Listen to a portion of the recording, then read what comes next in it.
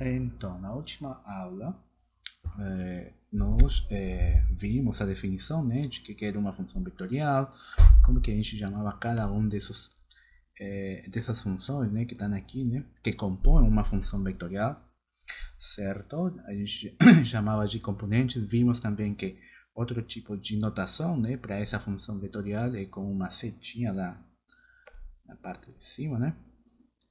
Além disso, vimos que uma função vetorial, né, dito de outra forma, né, uma função vetorial de uma variável real, tá? Era uma função dada dessa forma, onde esse cara aqui, né, o n, né, é um número que está nos naturais, né, e indica a dimensão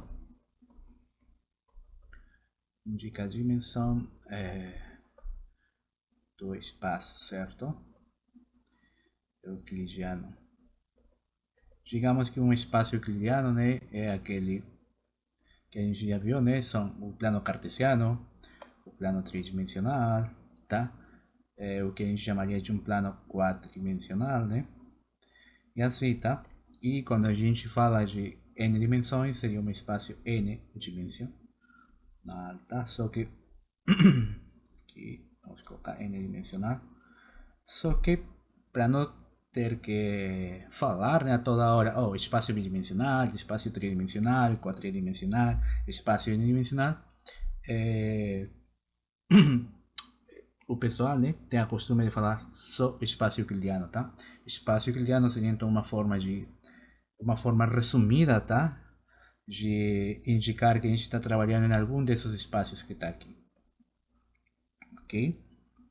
Beleza, então dito isso, vou parar esse negocinho aqui, certo? Bom, vimos um exemplo, né? Nesse caso vimos que essa função que está aqui, né? Essa f tinha por componente, né, essa função daqui e essa outra função, tá? Bom, na verdade essa f a gente poderia colocar mais uma função aqui, mais outra, né? Mas ao longo da nossa disciplina nós vamos estudar em particular, tá? Salvo exceções, né? Quando eu fale, vamos estudar funções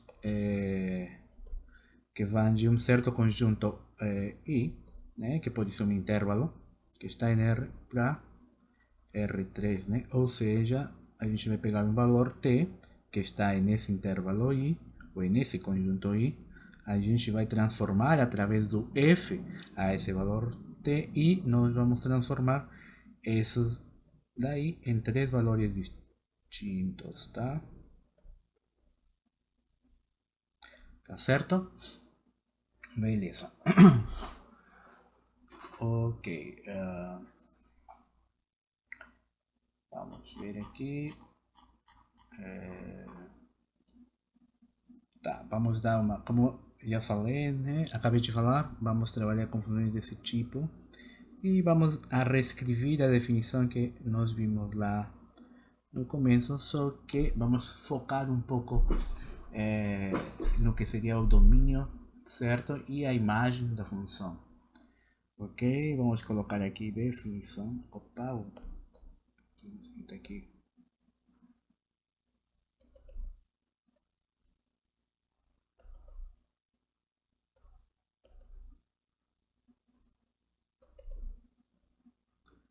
Bora lá. Então vamos escrever uma nova definição aqui. Ok, essa definição diz o seguinte: sejam, vamos considerar aqui, sejam três funções, nesse caso f sub 1, f sub 2, uma f sub 3, as quais estejam definidas, né, em um certo intervalo I, que está dentro de R, e elas vão para R, tá? Essas f's, tá? São funções reais de variável real, tá? São esse tipo de funções que vocês já estudaram ao longo de cálculo 1, cálculo 2, tá? Funções reais de variável real. Então, vamos colocar aqui. Então, para todo t, e vamos escrever aqui com para todo t que esteja dentro do domínio da primeira função, intersectado com o domínio da segunda função, intersectado com o domínio da terceira função, tá? Existe um vetor definido por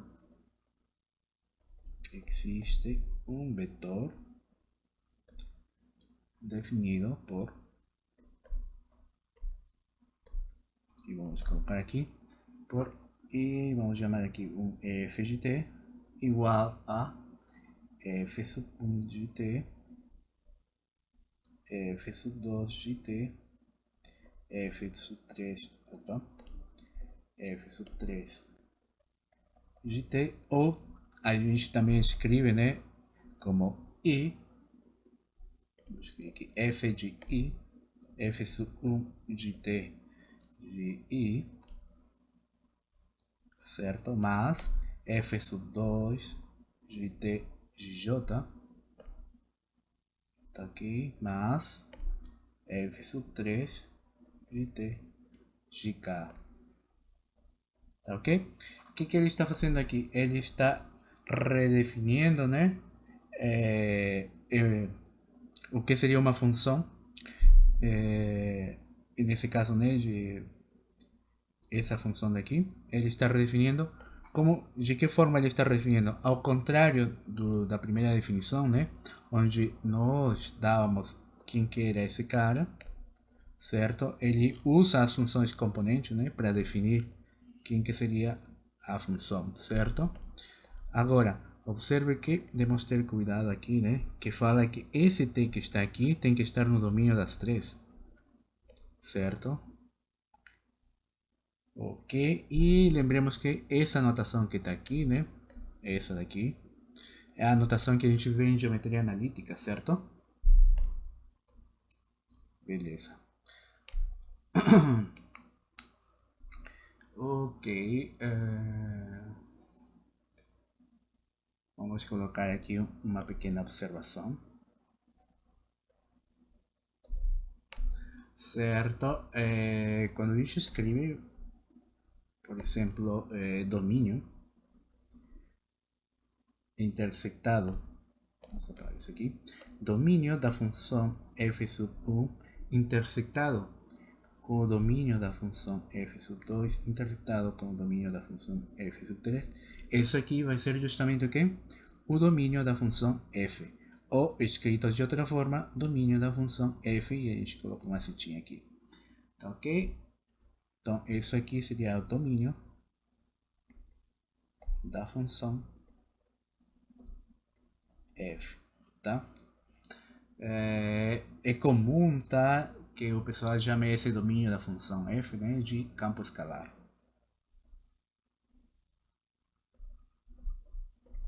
Ok? Uma segunda observação aqui seria que, por exemplo, a imagem dessa função f seria igual ao que? Seria justamente o mesmo, né? A imagem da função f sub 1 intersectada com a imagem da função f sub 2 intersectada com a imagem da função f sub 3, tá? Beleza. Vamos ver um exemplo disso aqui. Ok.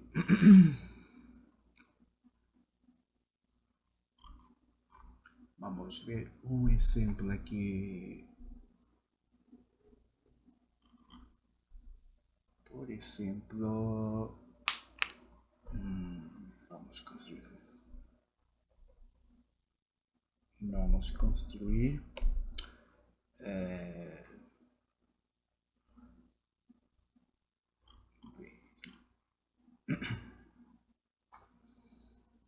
seja uma função f de t,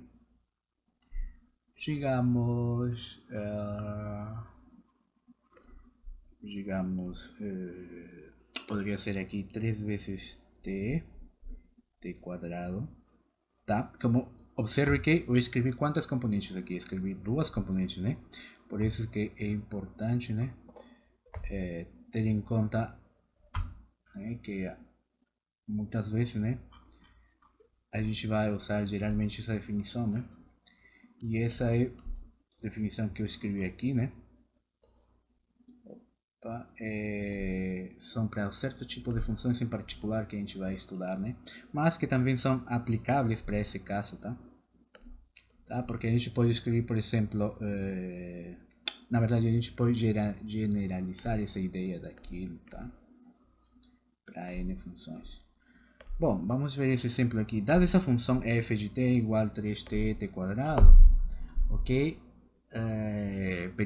Verificar que a imagem de f é uma parábola.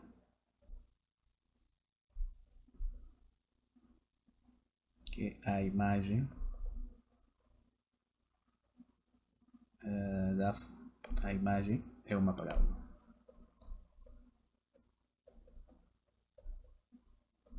Tá certo? Ok.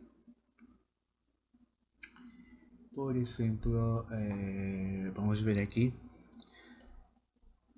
como que graficaríamos isso aqui. Bom, sabemos que vamos identificar que coisas temos aqui. Temos um valor t, o qual vai ser transformado em dois valores, certo? Ou seja, nós vamos trabalhar aqui em um intervalo, da onde a gente vai pegar esse t, certo? Nós temos aqui o intervalo.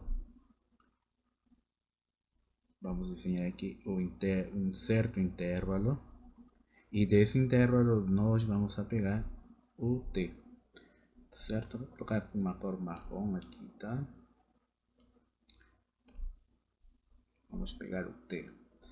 Certo? Esse t, quando a gente aplica a função f, certo? Vai ir para onde? Nesse caso aqui, né? Como temos só duas componentes, temos essa e essa aqui, vai ir para onde? Vai ir para um espaço bidimensional, certo?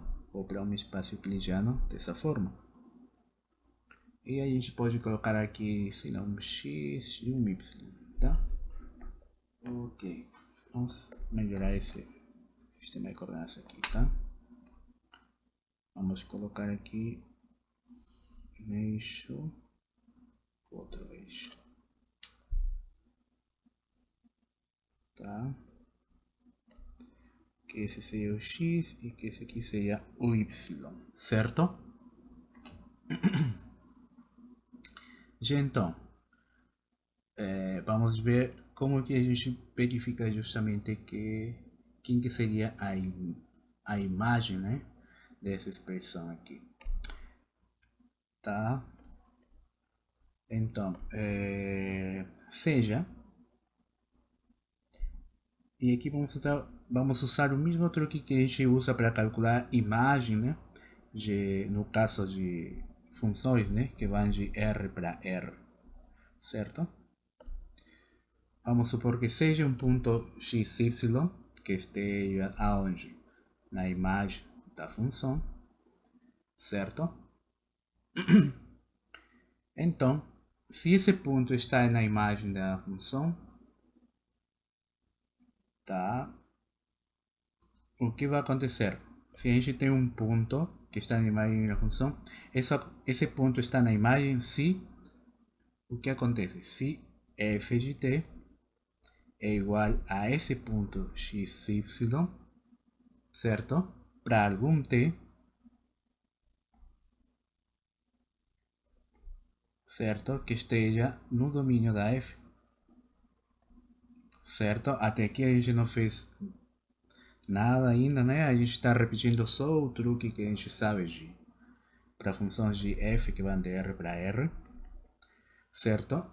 Então, o que a gente pode ter aqui?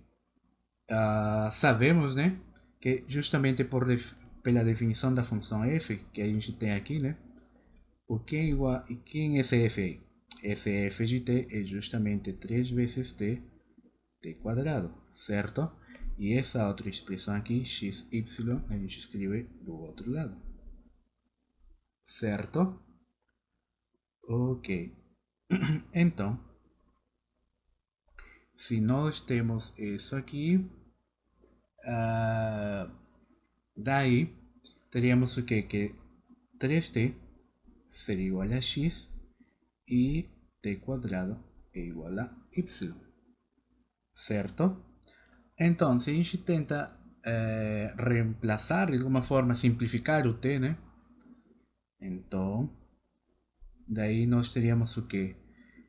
Observe, e vou colocar aqui de verde, tá? Que essa expressão daqui pode ser escrita da forma t igual a x sobre 3, certo? Certo? Então, essa expressão que está aqui, vamos reemplaçar dentro dessa aqui. Ok, vou colocar com outra cor aqui. Essa expressão, vamos reemplaçar dentro dessa aqui. E como que ficaria todo? Ficaria x sobre 3 quadrado igual a y. Certo? Então, nós teríamos aqui x quadrado igual, bom, a gente pode escrever x quadrado sobre 9 igual a y. Bom, então, nós acabamos de encontrar uma relação para esses pontos que compõem, né, aos elementos da imagem. Né? Nós acabamos de encontrar que o x e o y, que é um ponto que está dentro da imagem, satisfaz essa igualdade. Então, daí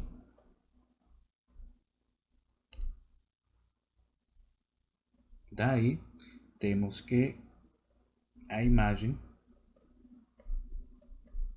né, dessa função f vai ser quem? Vai ser o conjunto de pontos x, y que vai estar em R2, tal que para que estejam dentro desse conjunto daqui tem que satisfazer essa igualdade aqui, ou seja, tem que satisfazer x quadrado sobre 9 igual a y, certo? Então, observe que nós acabamos de determinar que a imagem, né, em particular,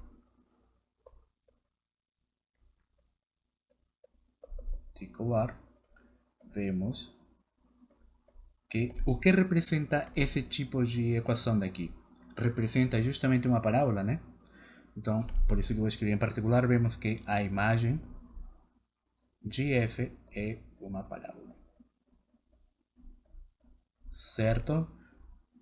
Certo? Porque, como nós já vimos, né, em geometria analítica, justamente uma expressão dessa forma é uma parábola, certo? Bom, vamos colocar aqui.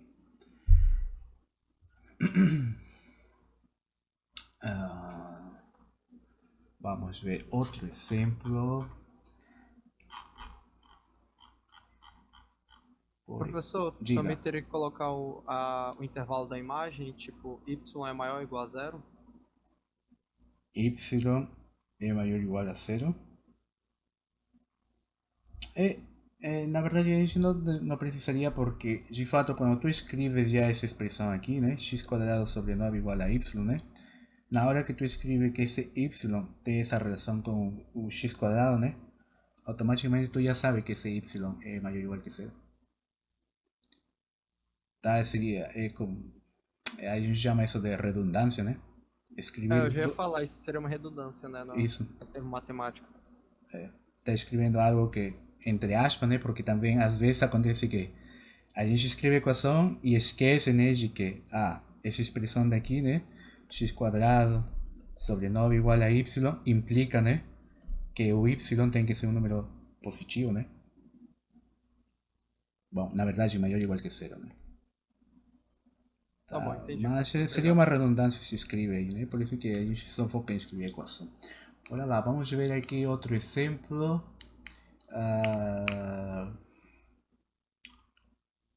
Vamos ver outro exemplo aqui.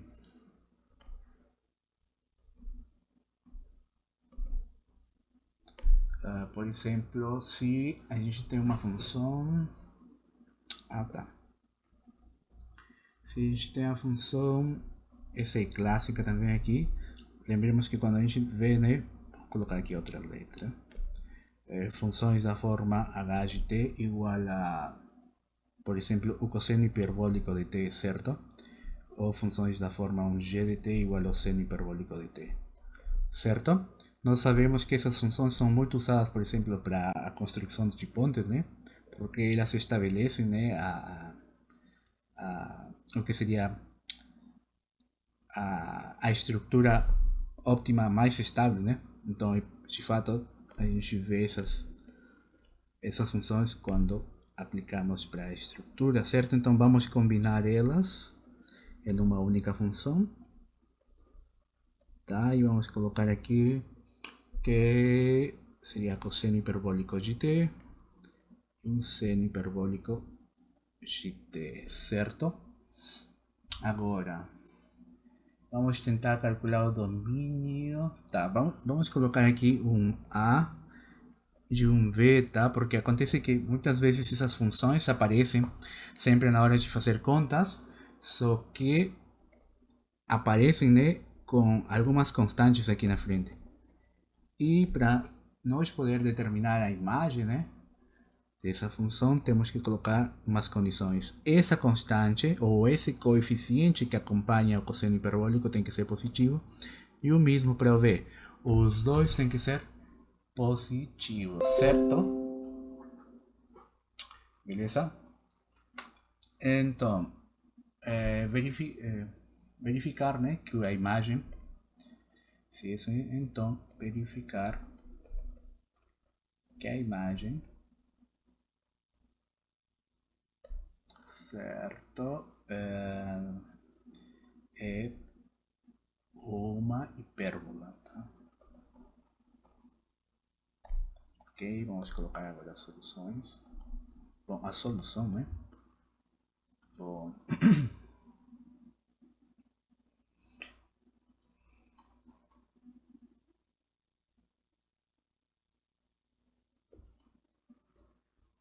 então, temos essa função aqui.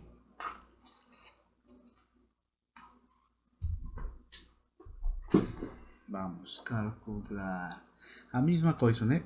Nós temos aqui um intervalo, certo? E aqui do outro lado, né, temos um plano, certo? Então, nossa função, o que ela faz é... Aqui vamos colocar um x, um y, e aqui estaria nossa reta, e dentro dela nosso intervalo, certo? Da onde nós vamos pegar o t, certo? E através dessa função f, nós vamos transformar esses valores t em um objeto matemático do outro lado, certo? Então, o mesmo truque. Vamos considerar um ponto x, y que esteja na imagem da função f. Se a gente considera esse ponto, então, o que vai acontecer aqui? Vai acontecer, a gente vai repetir exatamente o mesmo daqui. Sobre usar as mesmas palavras. Tá, era para escrever um si. Ok, vamos, então, isso acontece porque se para algum, se f de t é igual a x vírgula y para algum t que esteja no domínio da f, certo? Então, esse f de t que está aqui, né, quem que é, por definição da função, é justamente esse a por cosseno hiperbólico de t, v pelo seno hiperbólico de t, certo? Igual a x, y, certo? E agora, daí, né, vamos simplificar o que justamente x é igual a pelo cosseno hiperbólico de t, e y seria igual a v pelo seno hiperbólico de t, certo?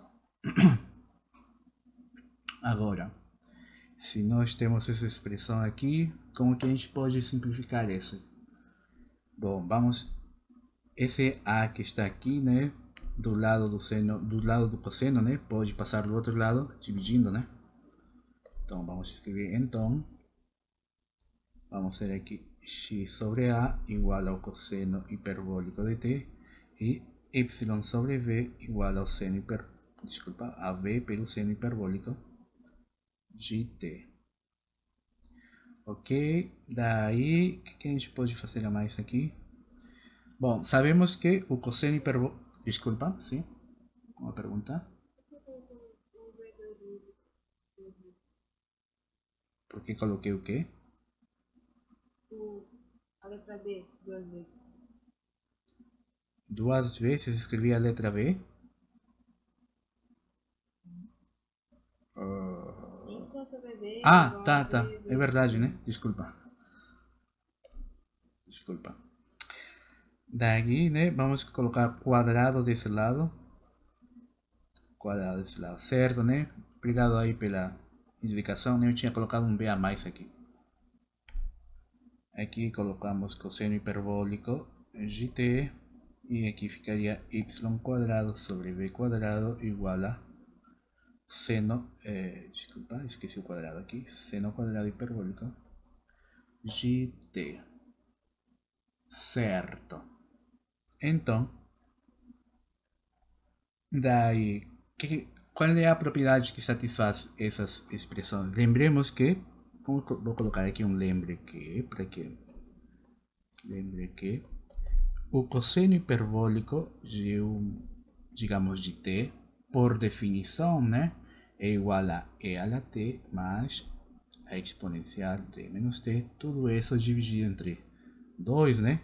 E o seno hiperbólico de t é igual a e a la t menos e a la menos t dividido entre 2, né? Então, observe que uma propriedade dessas duas funções daí, né, é que o cosseno, se você calcula o cosseno quadrado, né, de t menos o seno hiperbólico quadrado de t, isso aqui vai dar justamente 1, tá? Isso daqui como que a gente calcula? Bota quadrado aqui, bota quadrado aqui, bota quadrado aqui, bota quadrado aqui e usa essas formulinhas aqui, tá? A mais b menos b quadrado, a menos 2b, certo? Usa essas formulinhas para cada um, para essa para esse caso e essa para esse caso, e faça a resta entre elas e vai obter que esse valor vai dar 1, tá? Que é muito parecido, né, com aquela propriedade trigonométrica que satisfaz o seno e o cosseno, né? Só que o cosseno quadrado de t mais o seno quadrado de t é o que dá 1, né? E no caso das funções hiperbólicas, quando a gente bota um menos aqui, é justamente o que dá 1, né? Como está escrito aqui, certo? Bom, vamos aproveitar justamente essa propriedade daí, então teríamos que x quadrado sobre a quadrado menos y quadrado sobre b quadrado é justamente cosseno hiperbólico quadrado de t menos seno hiperbólico quadrado de t. E isso aqui, pela igualdade daqui, né, temos que justamente dar 1, certo? Logo, ou daí, né, o que acontece?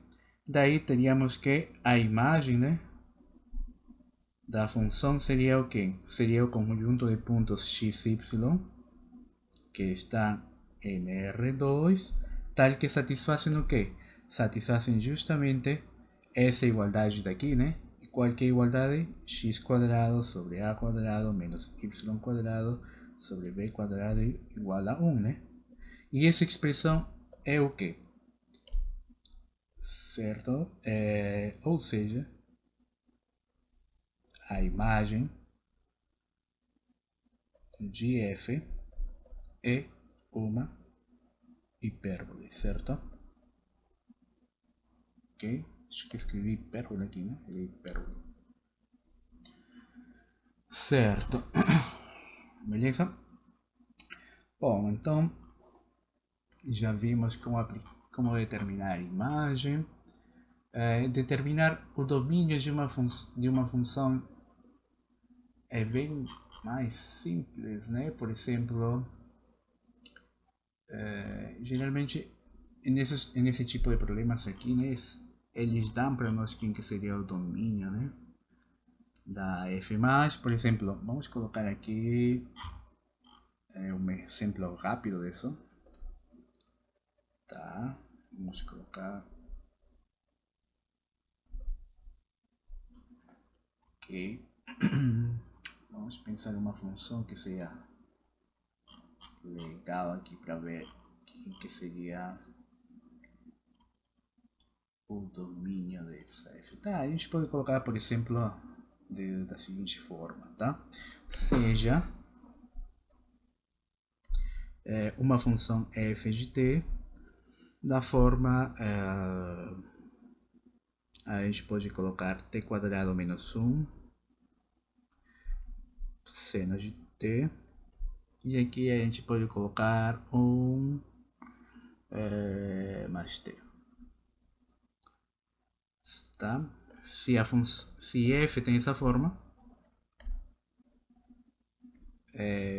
então calcular ou determinar o domínio de f.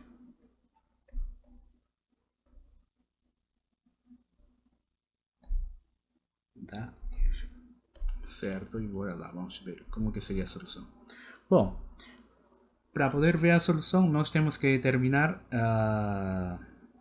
quem que são primeiro as funções de componente, né? Então, da definição de f, certo? Temos que f sub 1, e vou escrever aqui do lado, tá? Temos que f sub 1 de t seria igual ao quê? T quadrado menos 1, certo? F sub 2 de t seria igual ao seno de t, e f sub 3 de t seria igual ao quê? 1 mais t, certo? Bom, no primeiro caso, quem que seria o domínio da função? No segundo caso, e no terceiro, quem que seria o domínio da função? O domínio de f sub 1 seria o quê? Domínio de f sub 2, domínio de f sub 3. Certo? A mais fácil é a última, né? O domínio é o conjunto de números reais. Certo? A segunda, quem que seria o domínio dessa função aí? Lembram das funções trigonométricas? E na terceira, a gente teria que analisar o que está dentro da raiz, certo?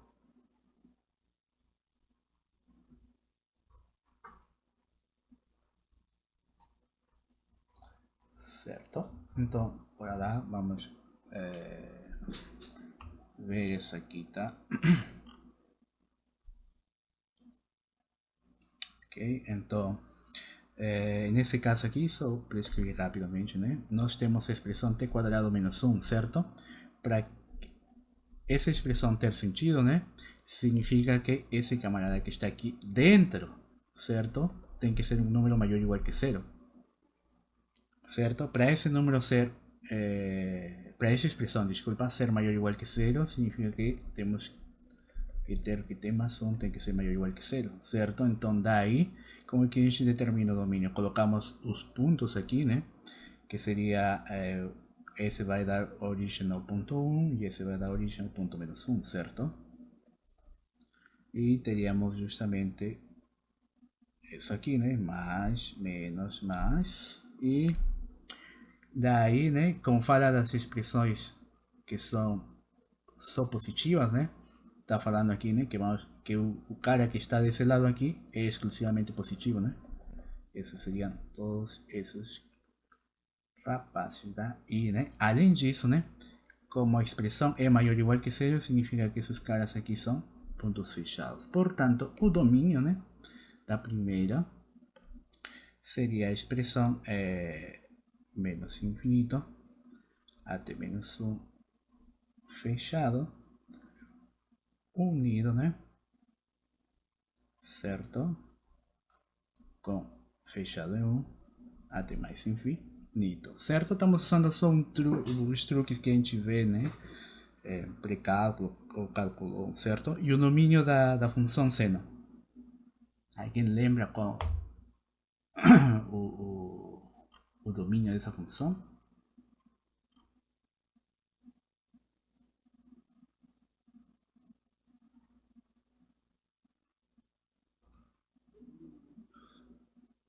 Lembram do domínio dessa função? 0 e π. Ah, tá. Não. Esse é só de um pedacinho, né, da função, né? Na verdade, vocês lembram que da parte de circunferência trigonométrica, entre que e que valores estava dado uma circunferência trigonométrica?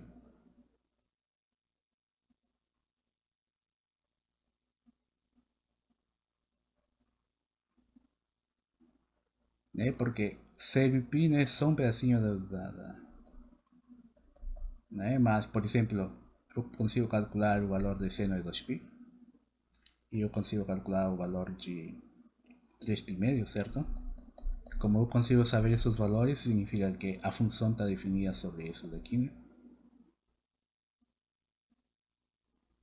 Bom, eu vou deixar como tarefa para vocês, tá? Tem que dar uma relembrada de como calcular domínios de funções, tá? De uma variável, tá?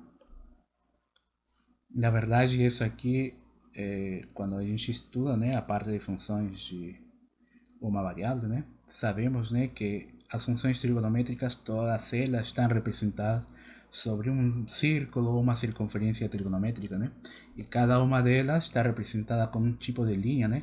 Por exemplo, essa de vermelho representa a linha do seno, essa de verde representa a linha do cosseno, e por exemplo, essa aqui de marrom, né, representa a linha da tangente. Tá? Então, observemos que, por exemplo, a linha de vermelho, né? Ela pode ir desde esse ponto e começar a crescer, né? Ao longo dela, certo? E fazer isso repetidas vezes. Aí, quando o professor explica para nós, né? Nós vemos que essa linha, né? Vai de zero e quando ele completa uma volta, né? Seria 2π. Mas ela também pode ir isso é visto nesse sentido, né? Indo no sentido contrário das agulhas do relógio, né? Mas se a gente faz o contrário, ir no sentido das agulhas do relógio, a gente iria de zero e iria até a parte negativa, né? Porque a gente está contando para trás, né? Seria menos 2π. Isso é o que justifica que essa função trigonométricas, na verdade, estão definidas entre 2π e menos 2π. Tá? Mas vai ficar como tarefa, tá? Vou colocar aqui tarefa, relembrar, tá? Ou estudar, tá? Como calcular, sim, ou barra determinar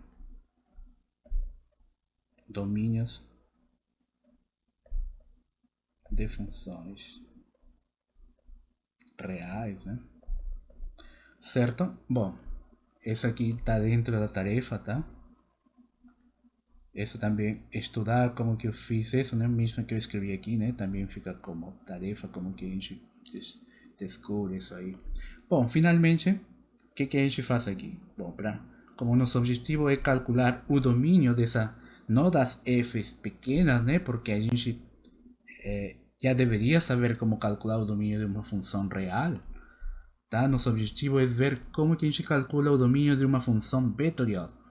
Então, como nós queremos a domínio dessa f, a única coisa que a gente faz é, por usar a definição, né, que o domínio da f vectorial é igual ao domínio da f1 da primeira componente intersectado com o domínio da segunda componente intersectado com o domínio da terceira componente. Tá, ok? Uma vez que vocês intersectam, né, por exemplo, temos aqui esse conjunto daqui, certo? Eu vou escrever cada um deles com distinta cor, tá? Para não nos atrapalhar. Daí a gente escrevemos intersectado com o que aqui, né, seria o domínio do seno, que ficou para vocês como tarefa, né? Intersectado com o outro cara que está aqui, o R, né? Certo? A gente intersecta esses três conjuntos reais, né? E o resultado dessa intersecção vai ser justamente o domínio dessa função daqui. Tá? Bom, Isso aqui fica como tarefa para vocês. Não esqueçam, tentem não, dê uma olhada, tá? Porque é muito importante saber ou relembrar como determinar domínios de funções, tá? Tá? Ok. Bom, visto que de certa forma, né, fica bem mais simples o cálculo dos domínios, certo? Porque os domínios, na verdade, a gente o que faz? Reduz esse trabalho para calcular o domínio de uma função de variável real, né? A diferença da imagem que ela já mistura coisas da geometria analítica, né? Ele, tipo assim, ele tenta encontrar uma relação e no final ele procura, né, alguma outra relação de tipo analítica, né, de tal forma que ele possa construir uma curva. E aqui justamente queria, e é por isso que eu queria voltar para cá, né, é porque eu tinha esquecido aqui de escrever, bom, de desenhar na verdade, né. No momento que a gente já sabe aqui quem que seria o que seria a imagem da função, né? Nós podemos representar justamente nesse plano que está aqui, podemos representar justamente a imagem. E nesse caso, como que a gente representa essa expressão aqui dentro do plano? Bom, nós já tínhamos visto isso aqui de geometria analítica, que esse cara aí mais ou menos tem, bom, como está dada a equação, né? Primeiro está o x e o y está segundo e com um sinal negativo. Portanto, a gráfica, né, dessa hipérbole é mais ou menos assim, né? Certo?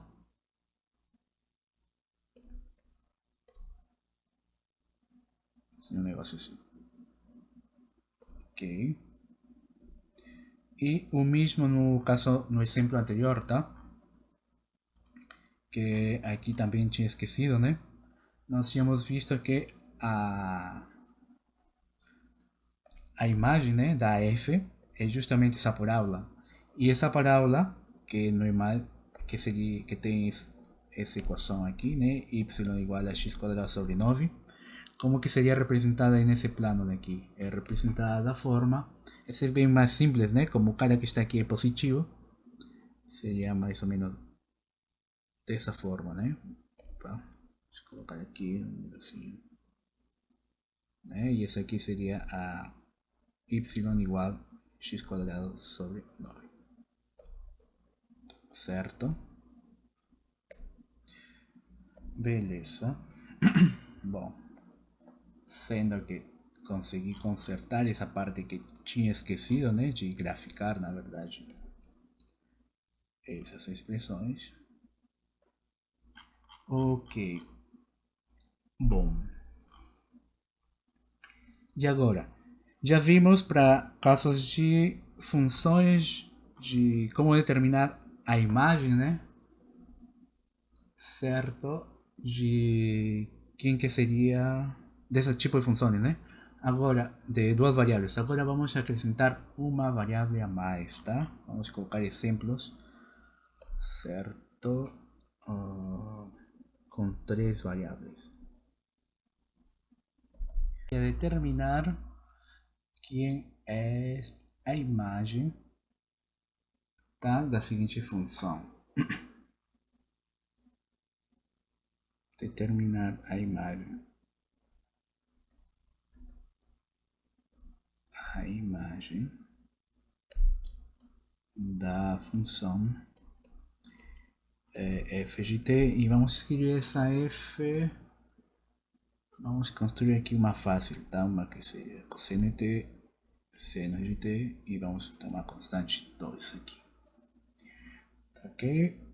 Algumas vezes, isso eu queria colocar aqui como uma pequena observação, tá? Algumas vezes o pessoal, tá? Pede ou escreve, né? No lugar de perguntar determina a imagem da função, eles falam trace a gráfica da imagem, né? Ou seja, eles, além de pedir quem que seria esse conjunto da imagem, eles pedem para graficar também quem que seria essa imagem, tá? Então, vamos colocar aqui antes de ver o exemplo, tá? Vamos a colocar como observación que algumas vezes,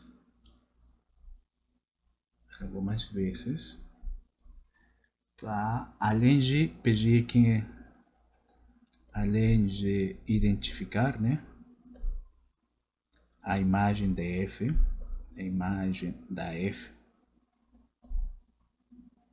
tem que graficar, né? Também tem que graficar. Vamos colocar aqui. Também tem que graficar.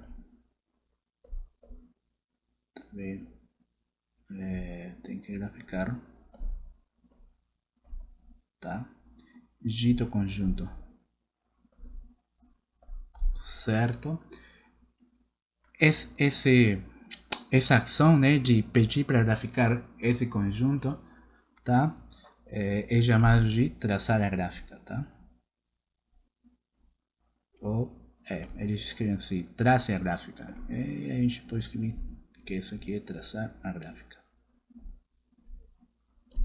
Bom, voltando para a solução, né?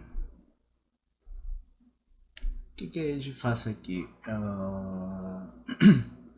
Então, o mesmo, né? A gente vai assumir que temos um ponto agora com três componentes. Por que com três componentes? Porque justamente nossa função tem três, né? Uma, duas, três componentes. Certo? Então, é lógico pensar que o ponto que vai ser o candidato, né, a estar dentro da imagem da função tem que ter três pontos também, né?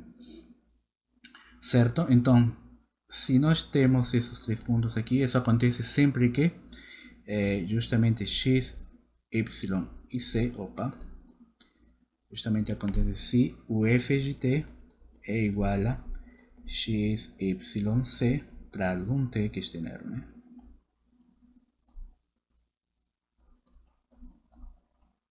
Certo? Então, o que vai acontecer aí? Justamente vamos usar a definição de f de t. Quem que é f de t? É cosseno de t, seno de t e 2, certo? E do outro lado temos x, y e c. Então,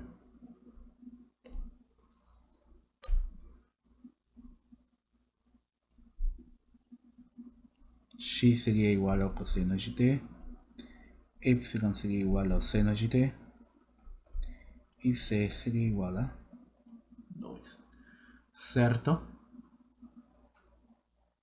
Então, observe aqui o seguinte. Esse x dá para escrever x quadrado igual ao cosseno quadrado de 3, y no mesmo, certo? E a c a gente deixa sozinho aqui. Se isso implicaria o que vamos aproveitar, né? Qualquer relação que existe entre cosseno quadrado e seno quadrado, mas cosseno quadrado de t mais seno quadrado de t é igual a 1, certo? Então vamos ter que justamente x quadrado mais y quadrado, que é igual a cosseno quadrado de t mais seno quadrado de t, é igual a 1, né? E além disso, sabemos que o c é igual a 2, né? Simplificando aqui a expressão que a gente tinha escrito, teríamos que x quadrado mais y quadrado é igual a 1 e que c é igual a 2, certo? Bom, então, nós já tínhamos visto justamente esse tipo de superfície, né? Na primeira parte do nosso curso, né? Sabemos que esse cara, quando, na verdade, né, seria uma...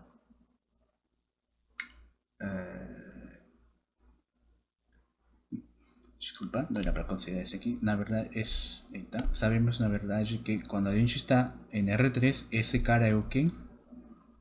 Nós já tínhamos visto essa parte aqui nas notas, né? Na primeira parte vimos que isso aqui é um cilindro, certo? Quando a gente não considera uma das variáveis, né? Lembrem que vimos que esse cara aqui, né, representava justamente isso aqui. E como não tem um C aí, né, a gente construiu isso, certo? Agora, do outro lado, temos essa outra expressão, né, C igual a 2, né? Isso aqui, por geometria analítica, sabemos que representa o quê?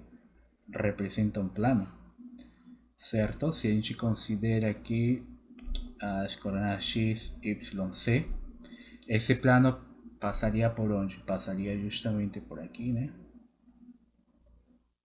No ponto 2, né? E no momento que intersecta, isso dá origem a essa região que está aqui, né? Certo? Então, justamente, né, a imagem desse cara vai ser essa região de cor amarelo, né, que acabei de desenhar, né? Beleza. Então vamos escrever um pouco mais organizado isso aqui, tá? Então sabemos que x quadrado mais y quadrado 1, né, é um cilindro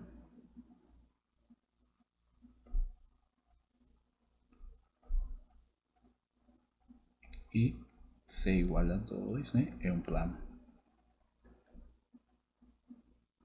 certo? Como nós sabemos isso, logo, então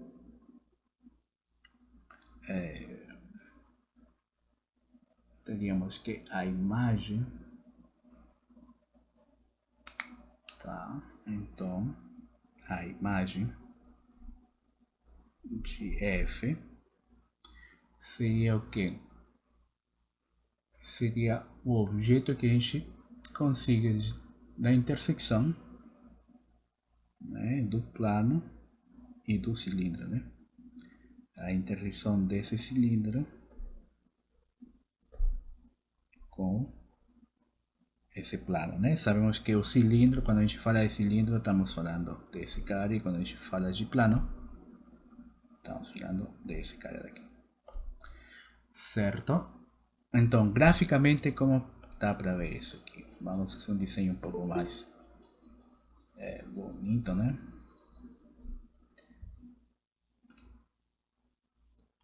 Certo, vamos desenhar aqui. Sabemos que aqui está nossa reta, né? Certo, aqui estão os números reais e que nossa função f está indo para onde? Ela vai para o conjunto x, y, e desse lado aqui a gente pode colocar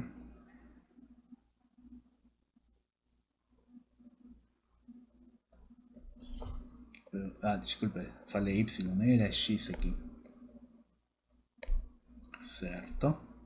E nossa função f é a que está indo, né, do conjunto de números reais para R3, né? A gente pegava um valor, digamos, um t aqui, e o resto sai da gráfica daqui. Então, primeira coisa que a gente vai tentar graficar é justamente o cilindro. Quem que é o cilindro? É esse cara daqui, certo? Sabemos que esse é um cilindro, né, centrado na origem, né, do plano XY, certo?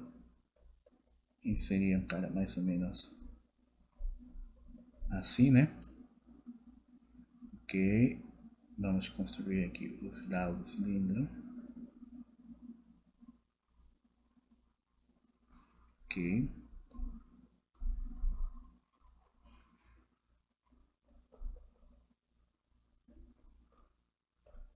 certo, aí temos nosso cilindro, né? Isso daqui está representado pela equação x quadrado y quadrado igual a 1, ok? E o plano seria, vamos escolher outra cor aqui, que pode ser o vermelho, né?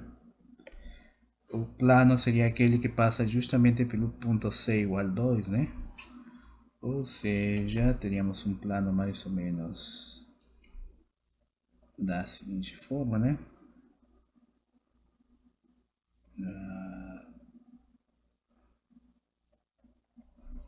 Certo. Opa, saiu meia torta aqui ali, né? Então, no momento que a gente intersecta esse plano, que está aquí, né, que é igual C igual 2, né, com esse cilindro, o que seria a intersecção? A intersecção seria justamente esse cara daqui, né, certo? Isso daqui. Então, esse eixo do meio aí é Z, então, no caso. Ah, sim, desculpa, né? Coloquei Y. C, desculpa. Isso aqui seria, né, essa circunferência de cor amarelo, né? Seria justamente, ou esse círculo, né? Seria a nossa intersecção, né? Isso aqui é a intersecção. Certo? Beleza, então nós acabamos de identificar que em que imagem, certo? Que é a interseção desse cilindro daqui com esse plano daqui, ok? E além disso, né? Como tinha dito, né?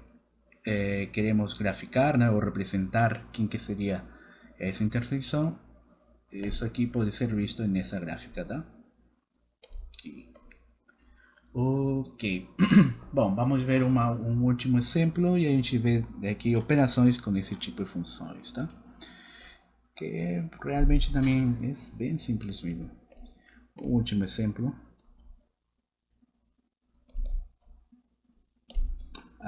Seja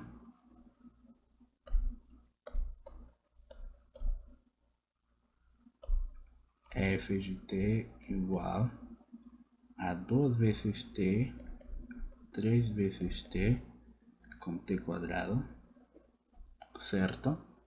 Se nós temos essa função,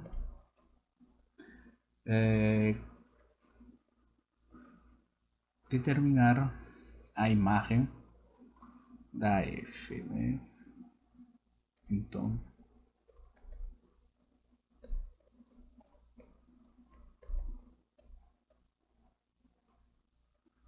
na imagem da função. Ok, bora lá, vamos ver que seria a solução. Novamente, né, a gente pega x, y, c, que esteja onde? Na imagem da função. Por que a gente pega três componentes? Porque justamente temos uma, duas, três componentes aqui, certo?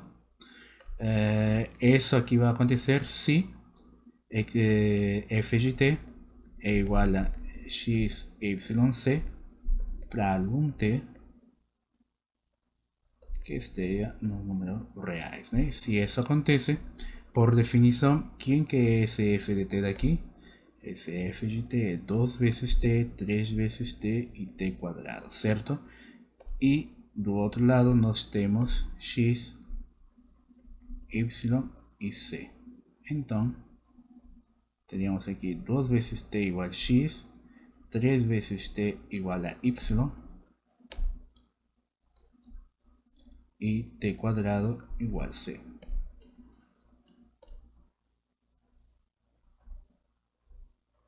Certo? Bom,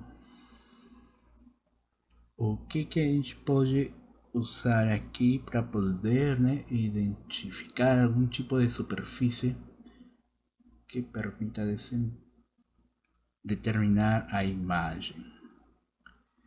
Certo.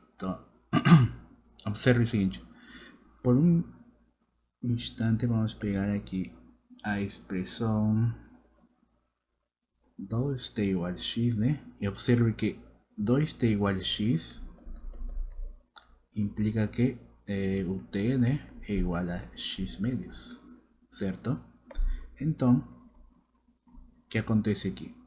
Nas outras duas equações, essa e essa, como que ficariam?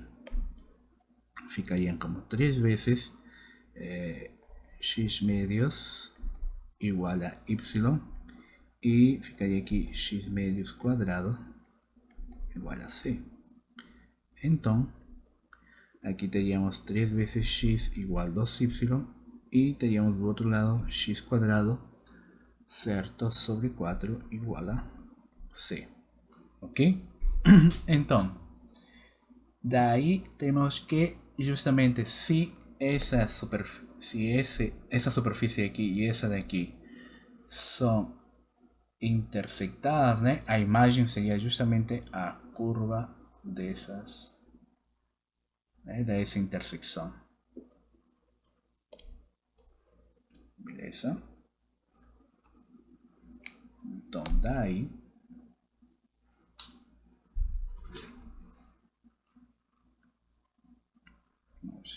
e daí a imagem de F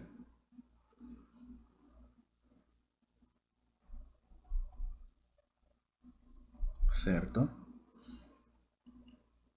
É a intersecção das superfícies, certo? Conjunto ponto x, y, c, tal que 3 vezes x igual a 2y. Aí temos a primeira superfície intersectada com a segunda superfície, que é o ponto x, y, c, tal que satisfaz essa equação daqui, certo? Ok. Bom, fazer o gráfico desse aqui fica como tarefa, né? Não é tão complicado, não? Temos uma equação aqui linear, né? E aqui já temos uma parábola, né? Nós já tínhamos visto nos exemplos de gráficas de superfície, né? Como que ficaria nessas expressões, né? Então fica como tarefa fazer o gráfico.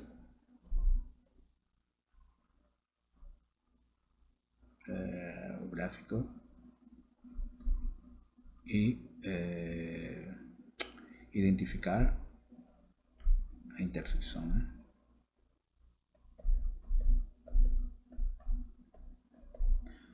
Ok, bom, vamos ver agora o que seriam as operações algébricas com funções vetoriais, tá? Operações algébricas com funções vetoriais, né?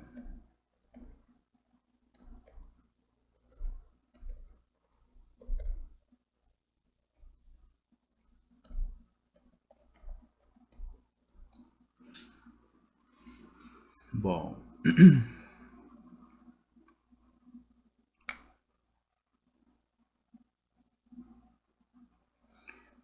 vamos colocar aqui como se for uma definição,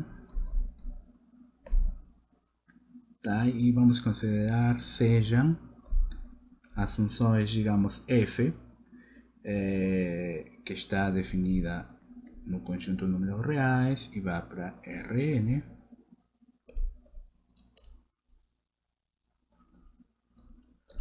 uma g que vai também do R para Rn, certo?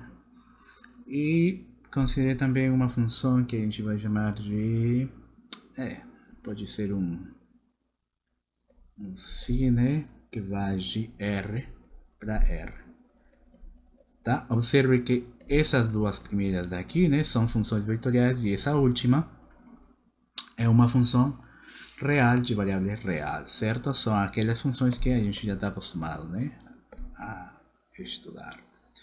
Ok, se nós temos isso aqui, tá? Logo,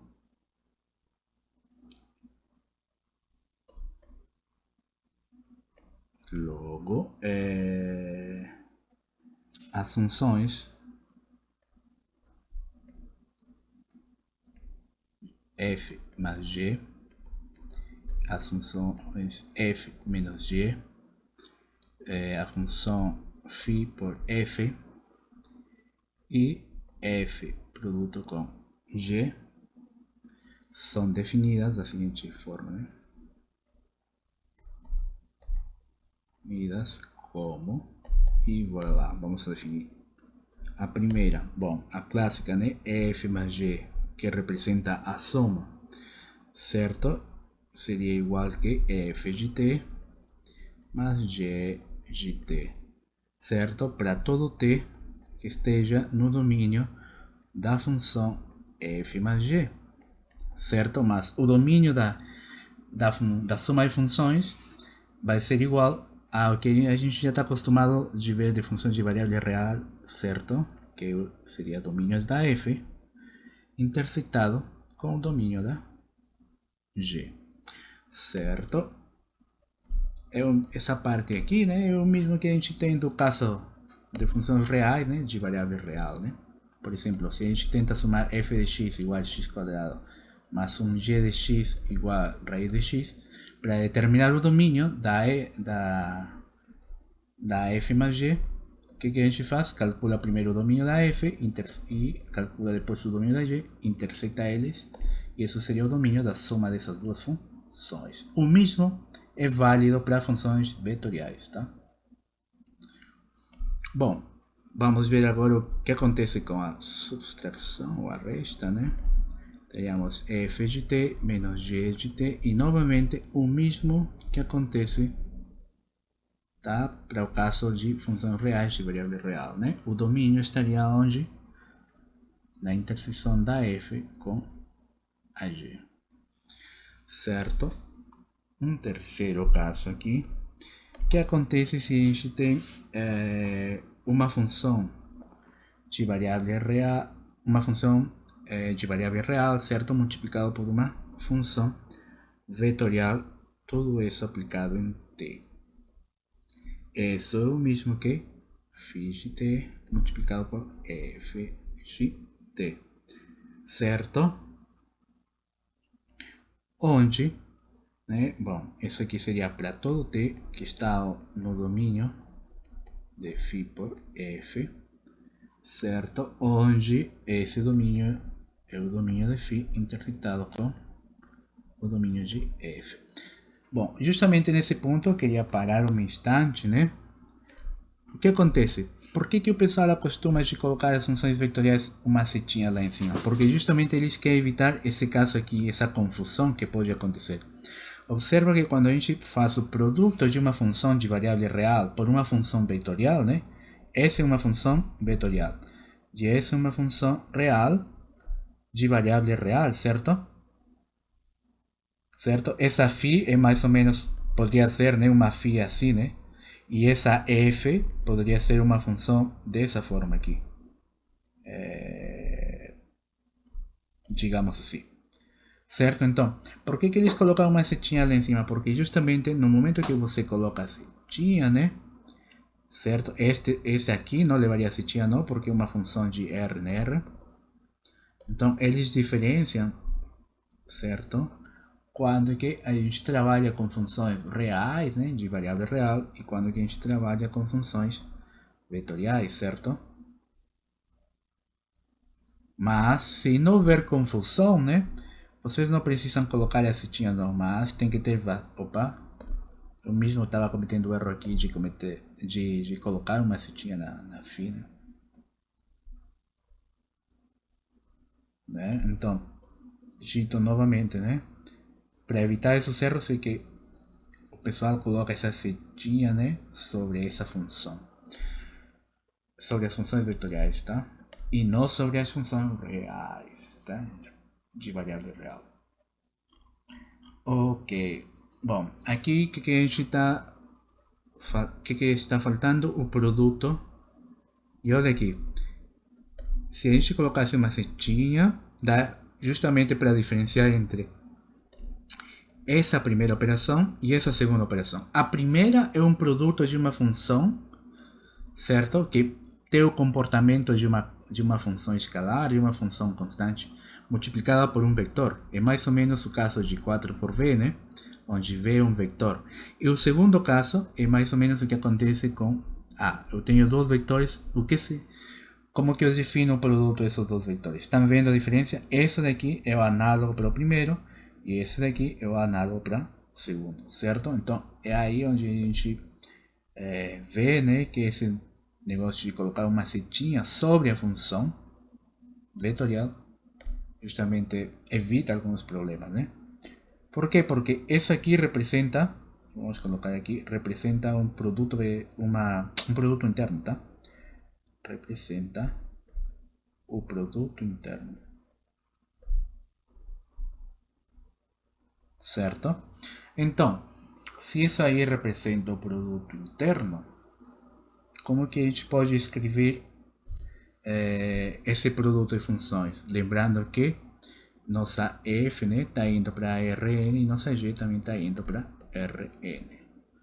Certo? Então, isso seria mais ou menos escrever assim, né? F de 1 de T até F de N de T, produto com G sub 1 de T até G sub N de T. E esse aqui seria o quê?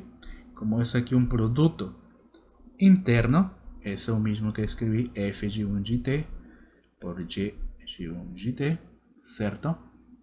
Mais F de N de T por G de N de T. Escrito como somatórios, é o mesmo que somatório que vai de I até N de F sub I de T por G sub I de T, certo? Onde o domínio de F produto com G é igual ao domínio da F intersectado com o domínio da G, né? Lembrando que vamos colocar uma setinha justamente para diferenciar, né? Que essas são funções beta. Já está ok. Beleza. Bom, acho que aqui a gente pode definir mais uma operação, né? A gente pode definir mais uma. Vamos colocar a última aqui, tá? Que seria vírgula F produto com G e a composição. Tá? Vamos colocar a última. A composição de duas funções.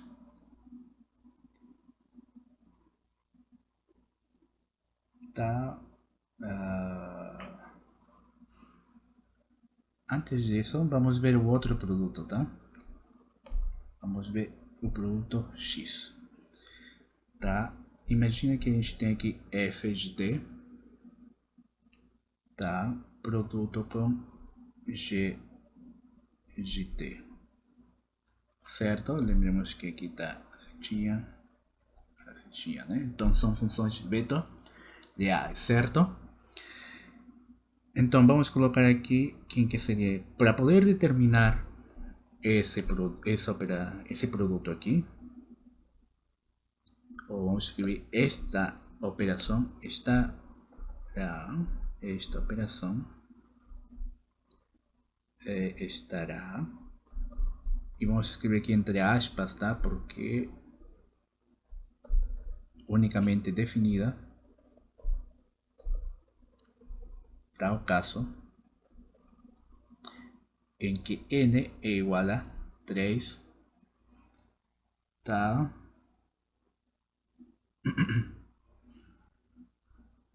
Certo, ok?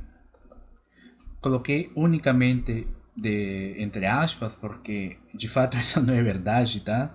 O produto vetorial pode ser definido para funções de R, para funções desse tipo, tá? Que vão de uma R para Rn, tá?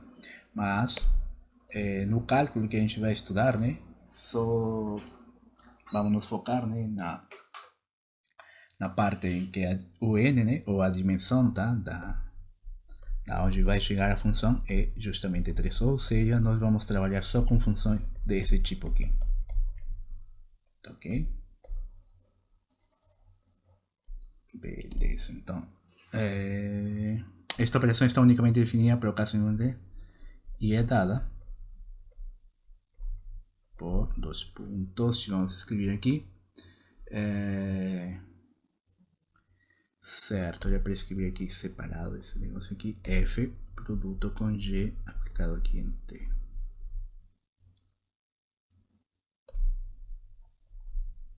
Certo, tá? Aqui seria F produto com G aplicado em T igual a F de T produto com G de T, certo?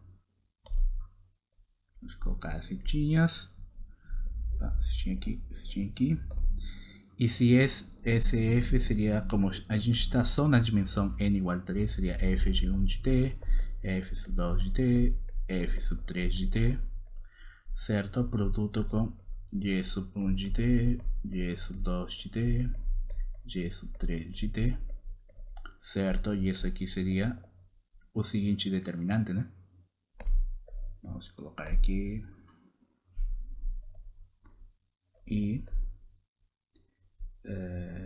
f sub 1 gt, f sub 2 gt, f sub 3 gt, g sub 1 gt, g sub 2 gt, g sub 3 gt e j e k. Ok? Bom, isso aqui, né, nós já tínhamos visto a definição em geometria analítica, né? Bom, é desse jeito que a gente define o produto vetorial, tá? De duas funções. E finalmente, o que eu tinha falado, né? Vamos ver a composição, tá? Como que está definida a composição? O 6, né? Bom, para a composição, vamos ter que considerar aqui uma função f, aqui era para colocar o psi, tá? Que seria esse psi daqui. Então, essa composição está dada da seguinte forma: f composta com psi aplicado em t, e novamente, né, para poder diferenciar que a f é uma função vetorial, vou colocar a setinha, tá? Isso aqui seria o que? Seria f aplicado em psi aplicado em t, ok? Ok, agora, se f de t for da forma f sub 1 de t até f sub n de t, certo? Aqui a gente escreveria como? Seria f sub 1 aplicado em φ de t, certo? Vírgula, até f sub n aplicado em psi de t, certo? E essa aqui seria a definição, ok? Para a composição de funções, tá? Observe que a gente só pode compor, né, uma função vetorial com uma função real, de variável real, né?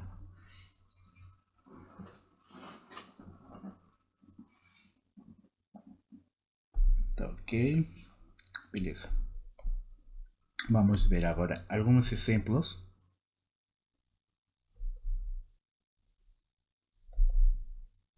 Acho que em plural, né? Vamos ver um exemplo aqui.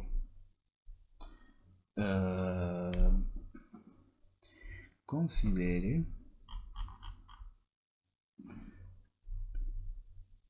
se uma função f de t é igual a, vamos colocar uma simples aqui, t curvo, t quadrado, e que esse aqui seja um t.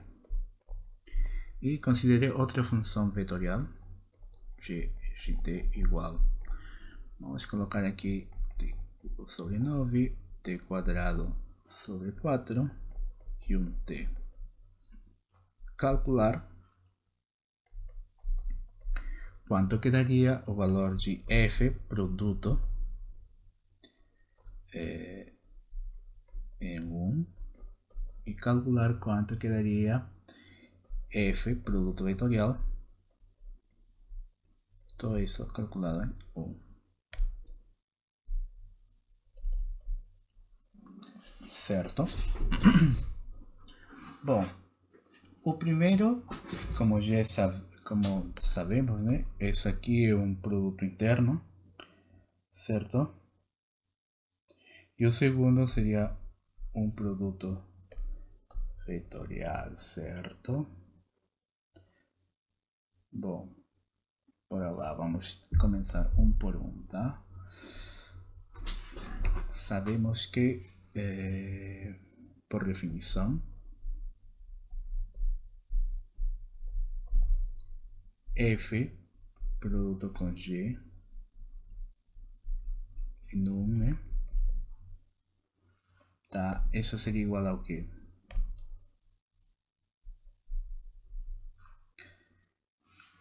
Isso seria igual a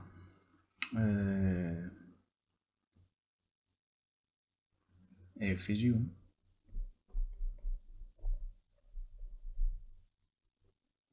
certo, produto com g de 1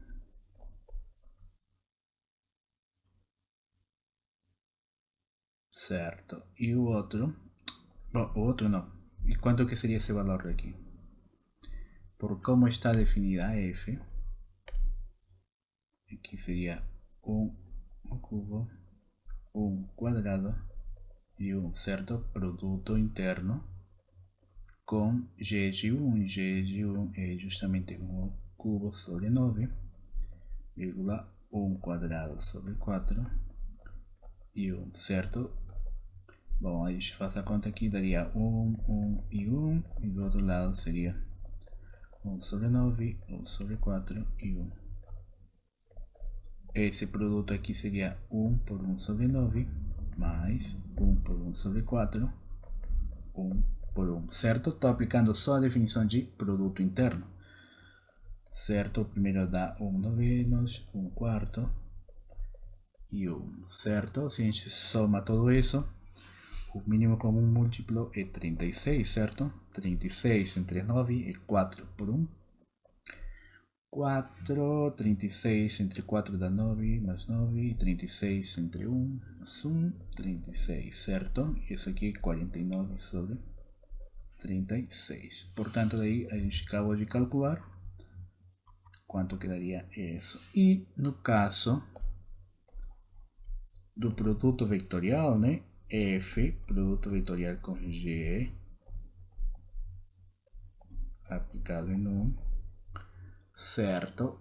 Bom, já vimos que esse aqui por definição seria f de 1, produto vetorial com g de 1, certo? Sabemos nós que pelo exercício, né, pela primeira parte, né, sabemos que o primeiro é 1, 1, e sabemos que o segundo é 1 noveno, 1 quarto e 1, certo? Então, isso aqui seria justamente I, J, K, certo? E aqui a gente escreve 1 e 1, e na segunda 1 noveno, 1 sobre 9, 1 sobre 4 e 1, certo? Essa aqui seria o mesmo que, bom, usando a definição, isso aqui já havíamos visto, né? Que, por exemplo, o primeiro dá 1 menos 1 novenos, o do centro seria menos 8 novenos J, opa, certo, esqueci as setinhas aqui.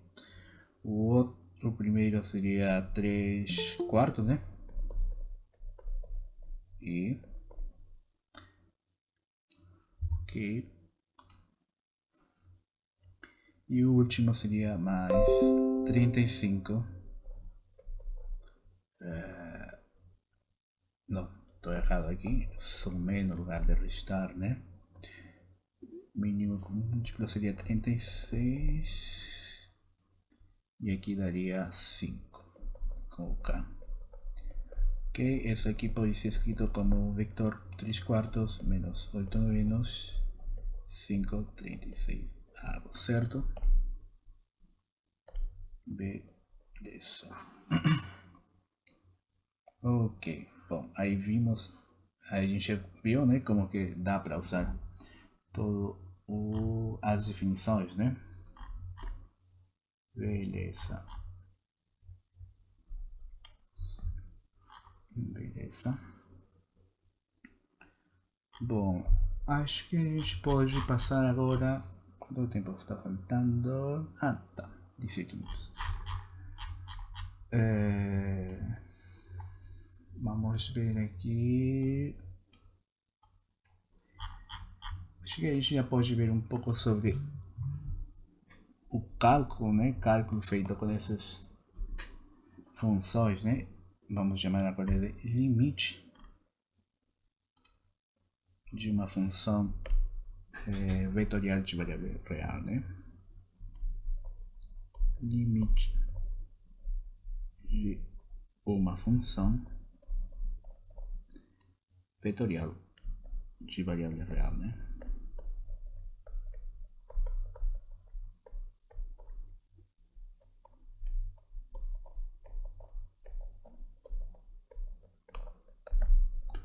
Ok? Bom, basicamente o que a gente faz aqui? O conceito de limite para esse tipo de funções, né? Nós sabemos que f que está definido em um certo conjunto R, né? Para R a gente pega um t e transforma isso em f de t. Certo? Nós já sabemos do cálculo 1, certo? Que quando a gente tenta se aproximar, né? Digamos, com um certo valor, né? Por exemplo, o que representa limite quando f de t, quando esse t converge para um a. Certo? Ou seja, o que está indicando para mim o limite? Está perguntando para mim, né? Qual que seria o valor, né? Para o qual essa expressão daqui está próximo quando esse t que está aqui dentro, né? Está próximo desse a. Certo? Bom. A gente não tem que explicar muito da parte de função de variável real, né? Então, como que a gente define para o caso de funções vetoriais, né?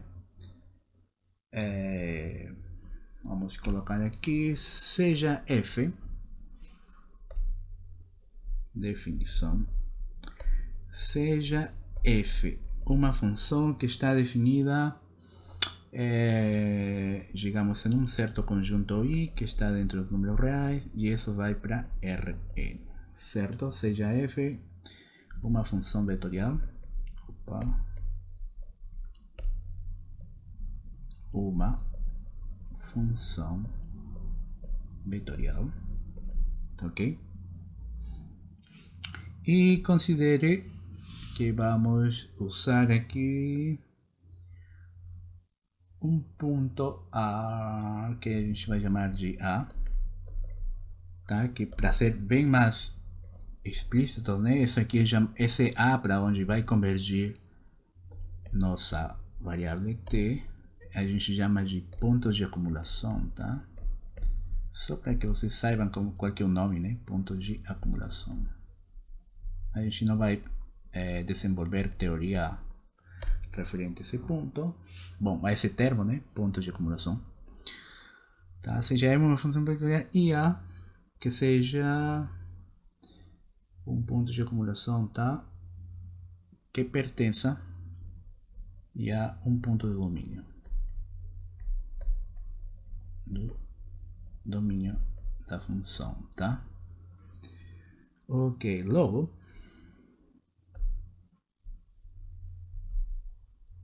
o limite quando t converge para a da função f de t, e vamos colocar aqui a setinha porque nós vamos escrever várias vezes isso aqui, vai ser igual ao que? O limite quando t converge a, e esse f de t com a setinha é o mesmo que f sub 1 de t, f sub 2 de t, até f sub n de t, certo? Cada um desses caras que está dentro, né, f sub i, são as componentes de f. De f para todo i que vai ir de 1 até n. Tá? Isso aqui como que a gente define? Definimos como o limite quando t converge para a da função f1 de t, limite quando t converge para a da função f sub 2 de t, limite quando t converge para a da função f sub n de t. Dito de outra forma, o que acontece? Se a gente quer calcular o limite de uma função vetorial de variável real, a única coisa que a gente faz é calcular o limite de cada uma das componentes dessa função, certo? Bom, a gente não vai ver a parte demonstrativa, aquela que tem y, delta, calcular qual que é o mínimo delta, né? A gente vai aplicar mesmo como que funciona esse negócio aqui, certo? Então, vamos ver um exemplo aqui. Vamos pegar um exemplo simples, tá? De uma função de duas variáveis. Tá? E aí a gente vai acrescentar aos poucos nível, exemplo. Bom, aqui, né? O detalhe está em que vocês saibam todos os métodos de calcular limites. Se vocês percebem, de calcular o limite de uma função vetorial é reduzido, né, a calcular o limite das componentes. Ou seja, você tem que saber calcular limites de funções dessa forma, né? De R para R. Se você não lembra como calcular o limite desse tipo de funções, tem que dar uma olhada aí no livro, né, de cálculo 1, certo? Bom, vamos calcular o limite aqui. Vamos usar um clássico, tá? Seja f, vou calcular o limite quando t converge para 3. Vamos escrever uma função clássica aqui. Limite quando t converge para 3 da função f de t, onde essa função é igual a, digamos aqui, t quadrado menos 2 vezes t menos 3 dividido entre t menos 3, certo? E aqui a gente coloca t quadrado menos 5 vezes t mais 6. E aqui a gente escreve no denominador t menos 3. Tá? Solução. Bom, o que está pedindo aqui? Calcular o limite quando t converge para 3 da expressão f de t. Certo? Esse é o mesmo, como já tinha falado, né? Que calcular o limite das componentes, certo? E quem que são as componentes? São justamente a expressão t quadrado menos 2 vezes t menos 3 dividido por t menos 3. E limite quando t converge para 3 da outra componente. Quem que é a outra? É justamente t quadrado menos 5 vezes t mais 6 dividido entre t menos 3, certo? Ok. Bom, daqui o que a gente faz? Vamos tentar calcular, né, o primeiro limite, certo? Vamos tentar calcular o primeiro limite daí. Quanto que dá o limite quando t converge para 3 da expressão t quadrado menos 2 vezes 3t menos 3 sobre t menos 3. Isso é igual ao quê? Bom, essa expressão que está no numerador, como pode ser escrita?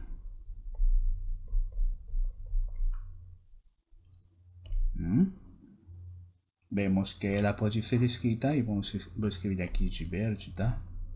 A expressão t quadrado menos 2 vezes t menos 3, né? Vamos usar um truque de fatoração, né? Aqui seria t menos 3 multiplicado por t mais 1, certo? Esse é um truque de a gente colocar esse t quadrado aqui. Como pode ser escrito? Como produto de t por t, certo? Esse cara, produto com esse, dá esse daqui, certo? E o 3. O 3 seria o mesmo que 3 por 1, certo?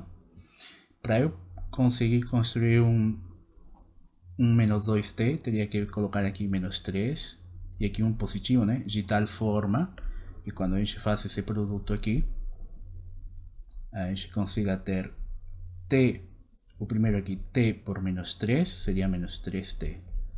E agora o segundo, t por mais 1t, seria 1t, certo? Então, isso aqui quanto que dá? Dá menos 2t, ou seja, exatamente isso aqui coincide, né, com o que a gente tem desse lado, né? Certo? Então, isso significa que se a gente pega as expressões de forma linear, ou seja, pegamos esse cara, t menos 3, e esse outro, t mais 1, significa que esse produto aqui é justamente a fatoração dessa expressão que estava aqui, né? Certo? T menos 3 por t mais 1. Tudo isso dividido entre t menos 3. Certo? Daí observamos que esse cancela com esse. E teríamos que o limite, quando t vai para 3, certo? Seria igual a t mais 1. Certo? Se a gente calcula esse limite, isso dá 4. O outro limite, quando t vai para 3, da expressão t quadrado menos 5 vezes t mais 6, dividido entre t menos 3, isso seria igual ao limite, quando t vai para 3. Bom, vocês fazem o mesmo, né? O mesmo procedimento daqui. E aqui ficaria a expressão da forma t menos 3, todo isso multiplicado por t mais 2, não, desculpa, t menos 2 aqui, porque temos que construir um menos 5, dividido entre t menos 3, certo? Aí a gente simplifica esse cara com esse cara, teríamos limite quando t converte para 3, certo? De t menos 2, e isso dá quanto? Isso dá justamente 1. Portanto, né, o limite quando t converte para 3 da função f de t, quanto que dá? Bom, vimos que o primeiro dá 4 e o segundo dá 1. E aí temos o valor.